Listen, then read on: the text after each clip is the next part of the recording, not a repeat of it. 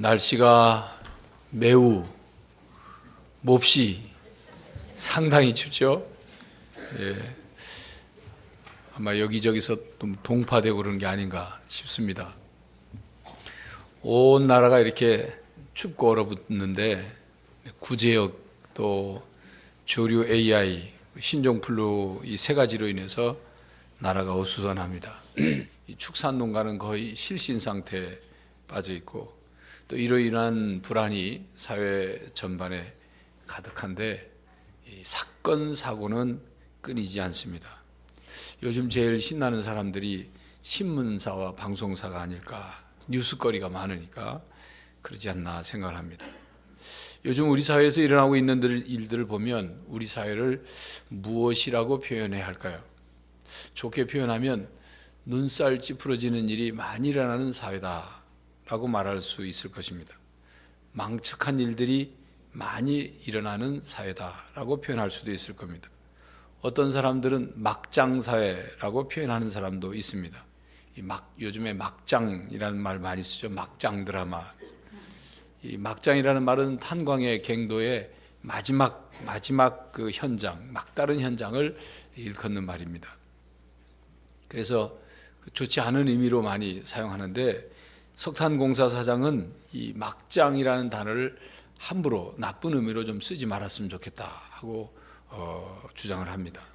마치 막장이 모든 비리나 불륜, 폐륜이 일어나는 현장처럼 막장을 얘기하는데 그 탄광 광부들에게는 그것이 희망이고 또 열심히 땀 흘려 일하는 현장인데 마치 막장을 나쁜 뜻으로 그렇게 쓰지 말아달라고 표현합니다.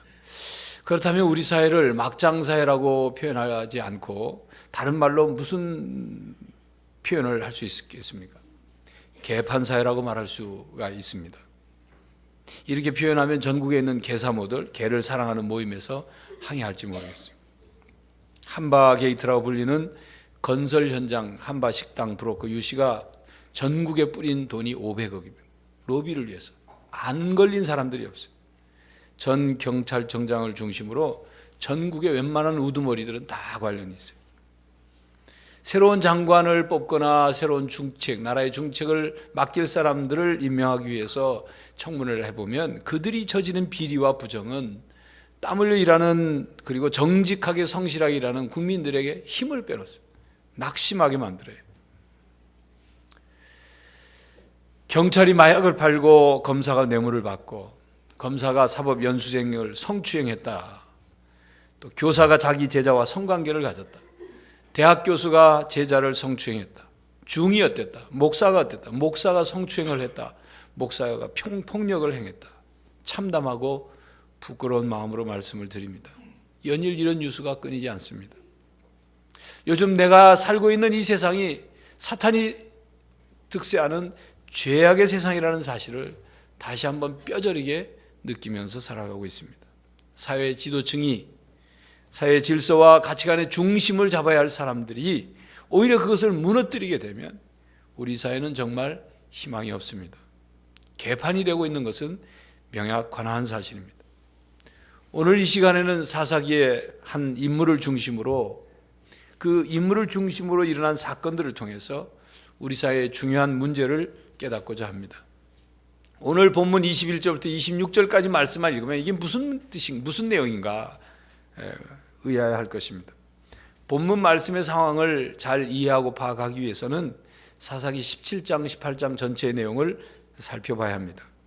사사기는 21장까지 되어 있는데 17장부터 21장까지 5장에 중요한 두 가지 덩어리의 사건이 나옵니다. 그런데 너무나도 참담하고 끔찍한 사건이 기록이 되어 있습니다.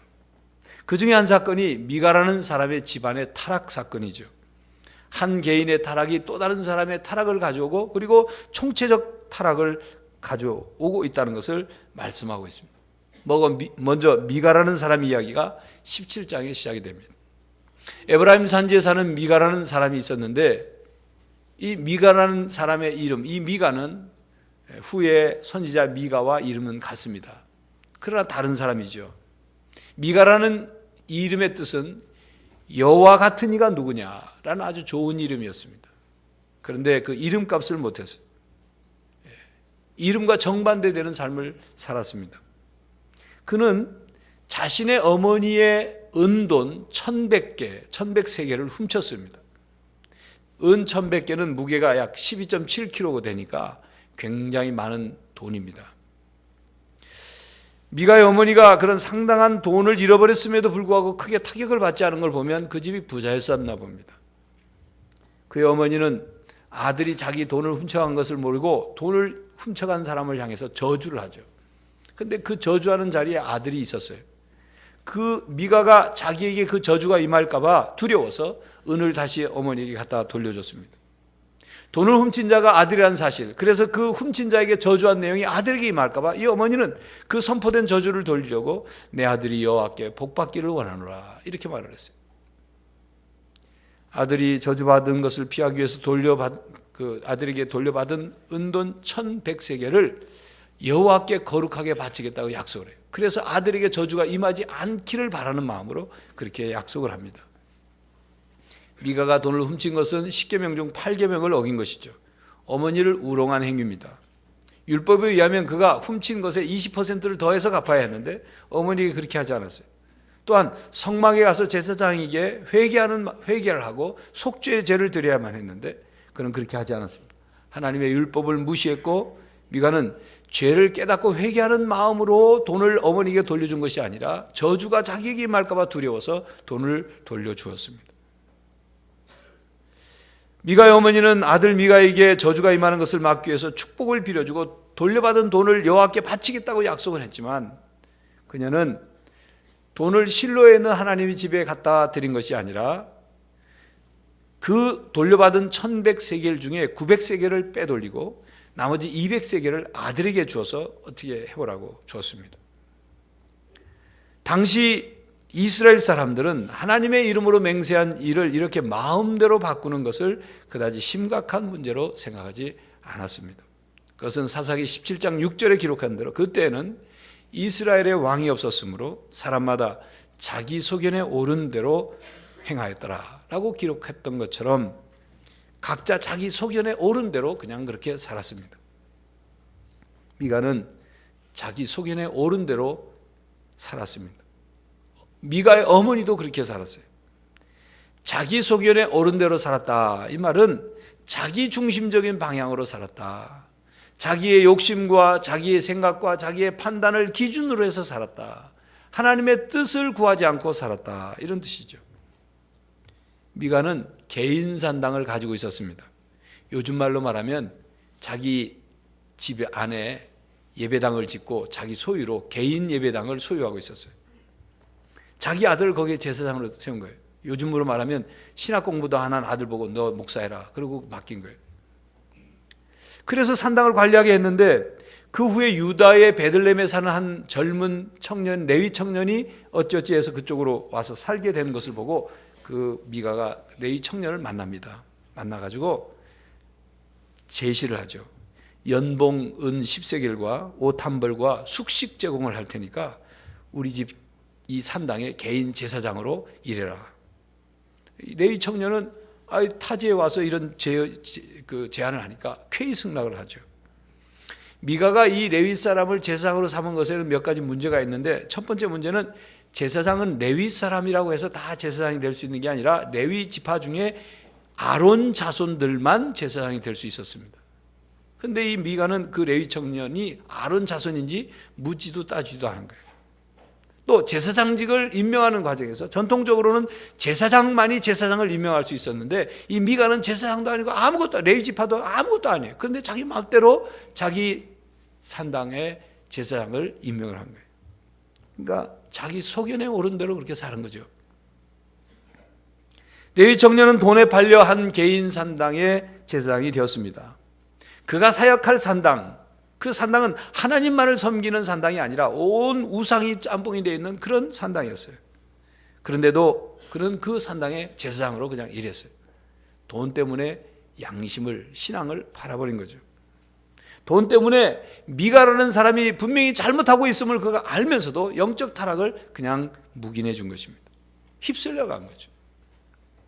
미가는 이렇게 일이 잘 이루어졌다고 생각하고 만족했습니다. 레위 사람을 고용함으로써 자기 개인 산당, 아들에게 맡겼던 그 개인 산당이 이제 종교적인 정당성을 얻게 되었다고 생각한 거죠. 그래서 17장 13절에 보면 이에 미가가 이르되 레위인이 내 제사장이 되었으니 이제 여호와께서 내게 복 주실 줄을 아노라 하니라. 미가는 하나님이 복 주시는 것이 구색만 갖추면 복 주시는 것인 줄 그렇게 생각하고 기대했습니다. 여기까지가 17장의 내용이에요. 17장의 미가의 주변 사람들의 영적 타락을 기록하고 있습니다. 그리고 18장에서 벌어지는 이 단지파의 타락이 바로 17장의 내용과 연결되어 있습니다. 17장에는 단지파의 그 만행과 배교를 기록하고 있습니다. 단지파의 정찰대 5명이 에브라임 산간지방을 돌아보다가 미가의 집에 이르러서 하룻밤을 자게 됐습니다. 미가의 집에 묵는 동안 거기서 일하는 레위 청년을 만나서 이렇게 저렇게 얘기하다 자초지종을 묻게 됐어요. 레위 청년이 얘기를 하면서 나는 이 집에 고용된 제사장이라고 밝혔습니다. 그렇게 미가 집에서 그 정찰대원데 하루를 자고 그 다음날 떠나서 라이스라는 곳에 가서 정찰을 했어요. 그리고 그 라이스를 정찰한 결과 보고를 동족에게 가가지고 그건 매우 좋고 넓은 땅이고 부족한 게 없는 땅이다. 우리가 가서 정복을 하자. 그렇게 얘기를 해서 그 보고를 들은 단 지파의 600명의 군사들이 정찰대와 함께 일어나서 이제 라이스를 정복하기 위해서 길을 떠났습니다. 정복하는 길에서 이 미가의 집에 도착하자마자 정찰대를 중심으로 한 그 600명의 군사들이 그 집을 포위하고는 그 집 산당에 있는 모든 신상들, 에봇, 드라밈, 모든 우상들을 다 쓸어 모아가지고 다 가지고 갔어요. 그 레위 청년 제사장이 항의를 하자 그들이 그 레위 청년에게 뭐라면 네가 이 집에서 제사장하는 것보다 우리 단지파에 와서 제사장이라 더 좋지 않느냐 라니까 제안을 하니까 이 레위 청년은 두말도 하지 않고 그들을 따라 나섰습니다. 단지파 사람들과 제사장은 절도죄뿐만 아니라 배신 행위까지 저지른 거죠. 인간적으로 보면 배은망덕한 일이 벌어졌습니다. 레위 사람 이 제사장은 기회주의자였던 거죠. 단지파 군대가 미가의 우상들과 제사장을 훔쳐 떠난 뒤에 이 일을 뒤에 늦게 알게 된 미가가 이웃 사람들과 함께 그를 쫓아갔습니다. 오늘 본문의 내용이 그 내용이에요. 쫓아갔던 내용. 쫓아가니까 단지파 사람들이 왜 왔냐는 듯이 아주 왜 왔냐는 듯이 물어요. 뭐 때문에 쫓아왔느냐. 그리고는 자기들이 훔쳐간 것 모든 것을 다 시치미를 뗍니다. 기가 막힌 미가가 말하죠. 내가 만든 내 신들을 다 훔쳐가고도 무슨 일이라고 묻느냐. 이제 내게 남은 것이 무엇이냐 이렇게 말했어요. 단지파 사람은 미가에게 조용히 해라. 더 이상 시끄럽게 울면 네 목숨과 가족의 목숨이 나 살아남지 않을 거다. 협박을 하죠. 미가는 수적으로 약세인 자신을 형편을 알고도 말없이 집으로 돌아옵니다. 이게 본문 내용이에요. 미가는 비싼 돈을 들여 만든 우상들도 빼앗기고 어른으로 모시면서 동시에 아들처럼 아껴주었던 제사장에게도 배신을 당했습니다. 미가는 레위 사람을 제사장으로 모셨으니 하나님께서 복을 주실 것이라고 기대를 했는데 그가 받은 것은 재산 몰수와 배신이라는 하나님의 심판이었습니다. 지금까지의 미가 집안의 이야기, 젊은 제사장, 단 지파의 이야기는 당시 온 이스라엘의 영적 그리고 도덕적 상황을 잘 묘사해 주는 내용입니다. 사사기 마지막 부분에 왜 이런 사건을 기록하고 있을까요? 이것은 한 사람의 이야기가 아니라 당시 이스라엘의 현실이었고 타락한 사회의 단면이었습니다. 누구도 양심적인 사람이 없습니다. 남에 대한 배려나 의리를 소중히 여기는 사람이 없습니다. 언제든지 개인적인 이익을 위해서라면, 돈을 위해서라면 배신하고 폭력을 행사할 수 있는 기회주의자들로 가득합니다. 돈을 따라 양심을 팔아버리고 개판이라는 말은 그 당시 사회의 모습에 맞는 말이었습니다. 그 이유가 무엇일까요? 왜 가나안 정복 후에 여호수아가 죽고 난 뒤에 이런 상황에 이런 지경에까지 이르게 되었을까요? 미가는 하나님께서 자신들에게 요구하는 삶, 맡겨진 사명을 감당하지 않았습니다. 하나님이 원하는 삶 가치관대로 살려고 하지 않았어요. 미가가 여호와를 숭배하는 이유는 하나님을 이용해서 복을 얻으려는 것이었어요. 그가 우상 숭배를 했던 것도 우상을 통해서 복을 얻고자 했던 것입니다. 복이 된다면 무슨 짓이라도 했던 것이죠. 미가는 움켜쥐느라 정신이 없었어요. 그 마음속에는 온통 돈 생각, 물질 생각, 소유 생각만으로 가득했어요. 그는 하나님을 섬기는 것 같았지만, 그는 입으로 하나님의 이름을 불렀지만 하나님을 믿고 경배하고 섬긴 것이 아니라 하나님을 이용해서 어떻게든 복을 얻기 위해서 하나님을 섬기는 것처럼 보였던 거예요. 이런 것을 기복적인 신앙이라고 말합니다. 마가의 신앙은 그야말로 기복적인 신앙이에요. 자기 소견에 오른 대로 자기의 욕심을 채우기 위해서 하나님을 믿었어요. 자기로부터 출발한 신앙이에요. 물질의 복을 얻고자 하는 자기 욕심을 채우기 위해서 하나님을 믿었습니다. 이렇게 기복적인 신앙은 신앙의 출발과 목적이 잘못된 것입니다. 기복적인 신앙은 하나님에 대한 바른 신앙이 아닙니다. 물론 하나님께서 하나님의 자녀들에게, 하나님의 백성들에게 복을 주시는 하나님이에요. 그런데 복을 받기 위해서만 하나님을 믿고 섬기는 것은 그건 기복적인 신앙이에요. 여러분, 이렇게 비유하면 이유가 될 겁니다. 부모님을 공경하고 부모님께 효도하는, 부모님 은혜 보답하기 위해 효도하는 자식과 부모의 재산에서 사업 자금을 얻어가기 위해서, 부모의 유산을 물려받기 위해서 부모에게 잘하는 자식, 분명히 차이가 있어요.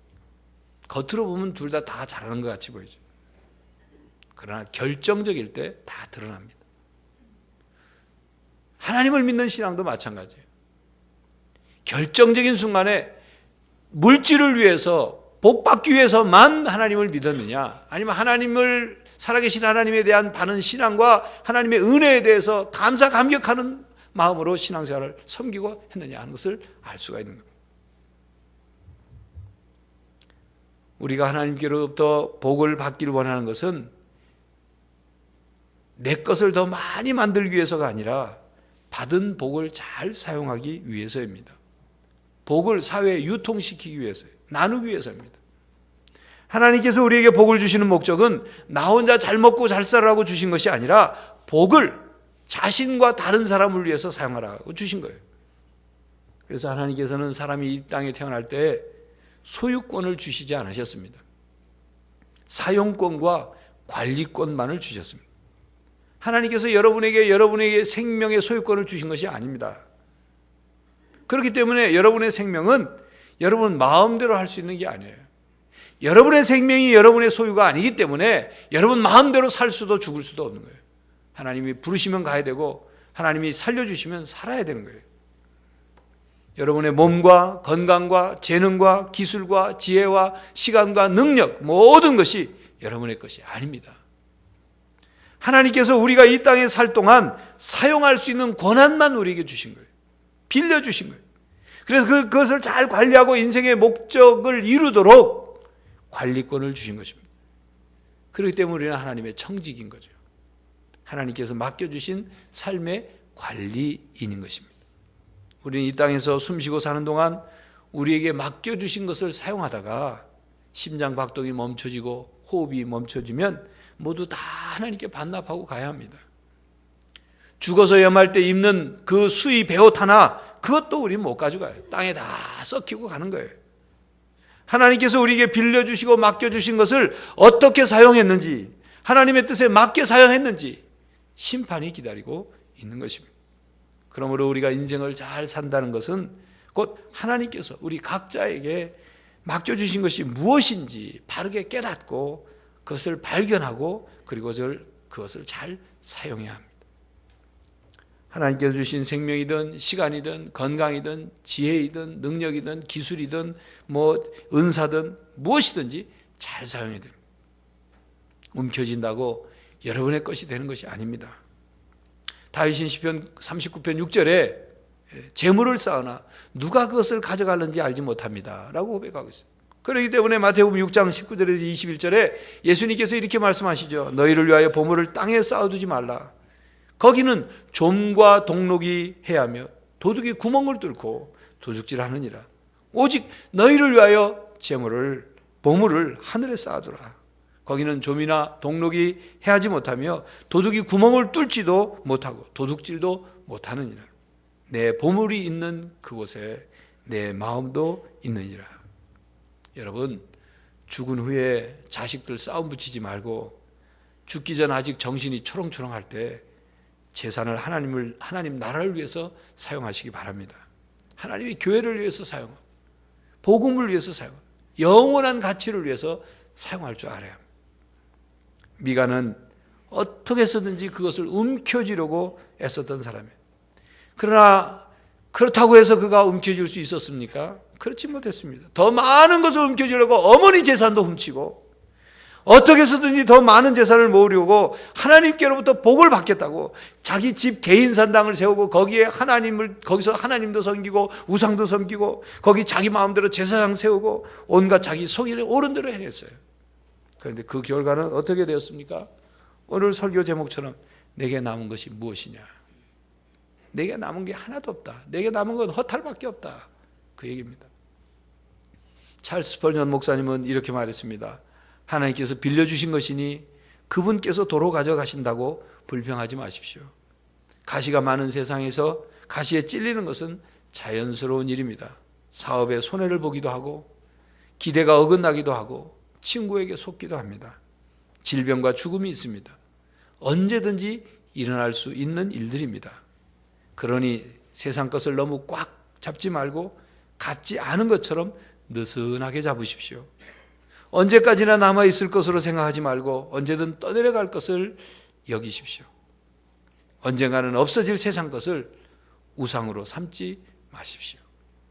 여러분, 운동을 해본 사람들은 아실 겁니다. 탁구나 배드민턴이나 테니스나 골프나 야구나 손에 도구를 쥐고 운동 도구를 쥐고 하는 중요한 운동의 그 공통점은 너무 꽉 쥐고 하면 잘 안 된다는 거예요. 꽉 쥐면 손에 쥐가 나든지 제대로 안 맞습니다. 맞아도 원하는 대로 방향이 가지 않아요. 온몸이 긴장되고 경직되니까. 그러니까 부드럽게, 탁구를 예를 들자면 탁구 라켓을 부드럽게 잡아야 손목 스냅을 쓸 수 있어요. 커트볼을 칠 때나 드라이브를 걸 때나 스매싱을 할 때 부드럽게 쥐고 쳐야 되는 거예요. 그런데 문제는 꽉 쥔 손이 부드럽게 힘이 안 빠진다는 거예요. 꽉 쥐고 움켜쥐려고 뭔가를 좀 잘해보려고 세게 해보려고 하니까 힘이 자꾸 들어가니까 문제가 생기는 거예요. 여러분, 움켜쥐려고만 하면, 그래서 손을 펴지 않으면 인생이 행복해질 것 같지만 고통스러워집니다. 움켜쥐고만 있으면 만족을 얻고 인생이 성공할 것 같지만 정반대입니다. 오늘날 우리 사회가 이렇게 된 것은 움켜쥐려고만 하기 때문입니다. 더 많은 것을 움켜쥐려고, 움켜쥔 것을 놓지 않으려고 자기 소견에 옳은 대로 행하기 때문입니다. 탐욕을 채우기 위해서 더 움켜쥐려고만 하고 정욕을 채우기 위해서 더 끌어다니기만 하니까 부정과 비리와 불륜과 폐륜과 그리고 폭력과 추악하고 경악한 사건들이 계속 일어나고 있는 거예요. 자기 소견에 옳은 대로, 자기 욕망에 끌리는 대로 자기 욕심을 채우기 위해서 살아가니까 사회가 점점 더 개판이 되고 있는 거예요. 사사기 시대에 타락한 이스라엘 사회가 그랬습니다. 사사기를 읽다 보면 우리는 매우 암울하고 참담한 마음으로 사사기를 읽게 돼요. 이스라엘이 범죄하고 하나님께 반역합니다. 그래 하나님이 심판을 합니다. 그랬더니 이스라엘이 또 살려달라고 회개하고 하나님께 도움을 구하면 하나님이 또 자비와 은혜를 베풀어서 구원해 줍니다. 그러면 조금 편하다 싶으면 또 다시 범죄하고 반역을 합니다. 또 하나님이 심판합니다. 이스라엘이 회개합니다. 하나님이 구원해 주십니다. 이런 일들이 계속 사사기에서 되풀이되고 있어요. 똑같은 일들이. 참으로 답답하고 안타깝고 암울하고 참담함을 느끼게 되죠. 그러나 사사기는 정확하게 문제를 지적합니다. 자기 소견에 옳은 대로 살아가는 삶이 어떤 결과를 가져오는지를 우리에게 지금 보여주고 있는 거예요. 하나님을 바라보지 않고 하나님의 뜻을 구하지 않고 하나님의 의를 추구하지 않고 그렇게 살아가는 삶이 어떻게 타락해가고 무너져 내려가는지를 보여주고 있습니다. 그러면서 그것으로 끝내지 않고 상황이 어렵다 못해 혹독할지라도 영적으로 몰락하고 도덕적으로 부패한 시대를 우리가 살아가고 있을지라도 더 나은 미래에 대한 꿈을 가지고 견디어낼 것을 우리에게 권면하고 있는 거죠. 우리가 부정과 비리와 불륜과 폐륜과 그리고 추악함과 실망이 난무하는 현실만을 바라보고 살아간다면 참으로 낙심할 수밖에 없지만, 하나님을 바라보고 소망을 버리지 않는 한 우리들이 다시 이 세상을 새롭게 만들고 밝고 건강한 세상을 만들 수 있다는 것을 권면하고 있는 것입니다. 하나님의 의를 구하고 하나님의 뜻을 살아가야 하는 것입니다. 자기 소견에 옳은 대로 살고 자기 욕심대로, 탐욕대로, 정욕대로 살지 말고 움켜진 것을 놓지 않으려고 하면 할수록 불행하게 되는 거예요. 우리 사회는 무너져 내리는 것입니다. 교회 여러분, 하나님 두려운 줄 알고 온 마음으로 주님 앞에 바르게 살아가는 성도들이 되시기를 간절히 바랍니다. 기도하겠습니다. 하나님, 온 세상이 꽁꽁 얼어붙고 죄악과 어두움으로 끔찍한 사건과 부도덕한 일들로 온 세상이 가득하여 실망과 좌절과 참으로 낙심하는 가운데 살아가는 저희들이 오늘 주의 말씀에 귀를 기울입니다. 자기 소견에 옳은 대로 자기 탐욕과 정욕을 쫓아서 살아가는 삶의 결과가 어떻게 되는지를 깨닫습니다. 우리를 새롭게 하시고 한국교회가 새로워지게 하여 주시옵소서. 참으로 부끄럽고 참담한 마음으로 주 앞에 구합니다. 우리 모든 신앙인들이 기복적인 신앙으로 신앙의 본질에서 이탈하거나 지도자들이 탐욕과 정욕으로 얼룩지지 않도록 이 한국 사회를 구원하고 새로운 희망을 줄 수 있는 이 공동체는 교회밖에 없음을 저희들이 압니다. 주님, 이 교회를 새롭게 하여 주시고 우리 사회를 새롭게 하여 주시옵소서. 이 사회가 새로운 희망으로 가득 찰 수 있도록 우리 모든 신앙인들이 각자 깨어나고 새로워져서 하나님의 의를 구하고 하나님의 뜻을 따라 살아가는 성도들이 되게 하여 주시옵소서. 예수 그리스도의 이름으로 기도하옵나이다.